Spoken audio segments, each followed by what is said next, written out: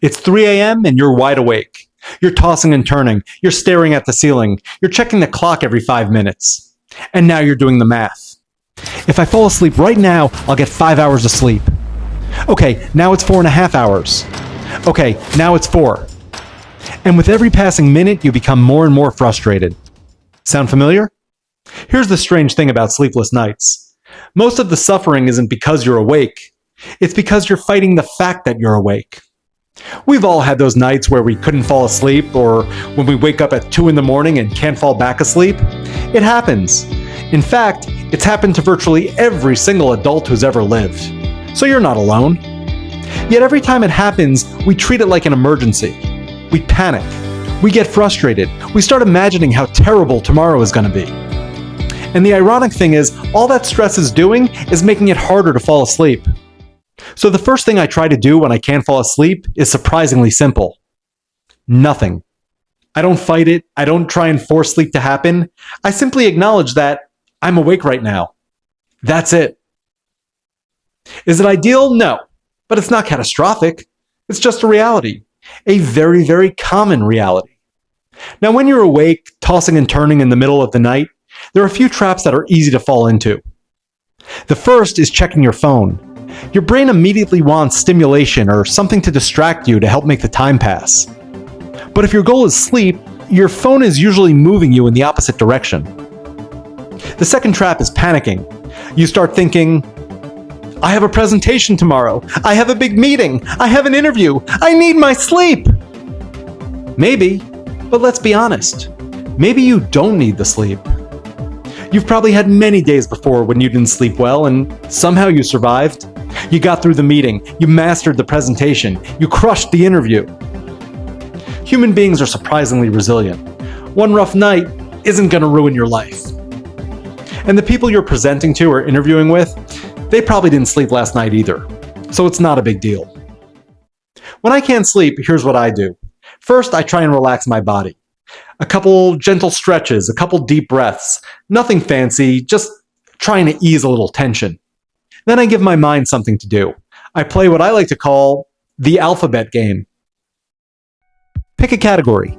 Animals, countries, movies, vegetables, band names, high school classmates. Then just work through every letter of the alphabet. Alligator, bear, camel, dog, elephant, and so on. Now what this does is it calms the mind down. It gives your brain something to focus on instead of whatever it is that might be keeping you up. There are no right answers, and it's not a race. We're simply looking to relax the mind in a calm and engaging way. Now here's the thing. By the time you get to the letter D or E, the mind is probably going to drift. It's inevitable, but it's okay. Just gently catch the mind and bring it back to whatever letter you left off at. The game is engaging enough to hold your attention, but boring enough to help you get back to sleep. I usually fall asleep before ever finishing the alphabet. Now here's a thought that's helped me over the years. If I'm awake at 3 a.m., maybe it's simply because my body doesn't need sleep at the moment. Now I'm not saying that sleep isn't important. Of course it is. But stressing about missing sleep has never helped me get more of it. In fact, it usually does the opposite. So instead of thinking, I should be asleep, I think, apparently I'm awake.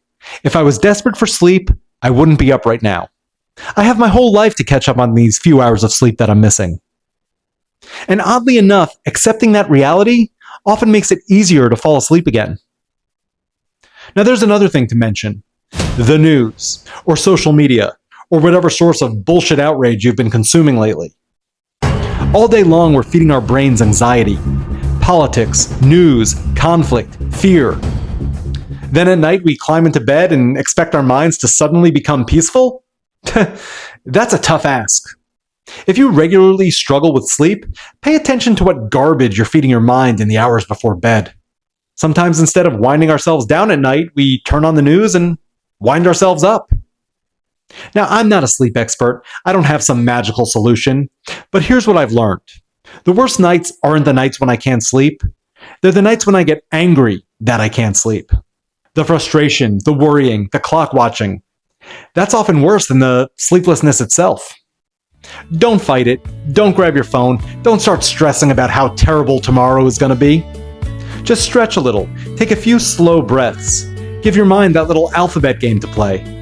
And remember, being awake at 3 a.m. is not a problem. Being angry about being awake at 3 a.m. is a problem.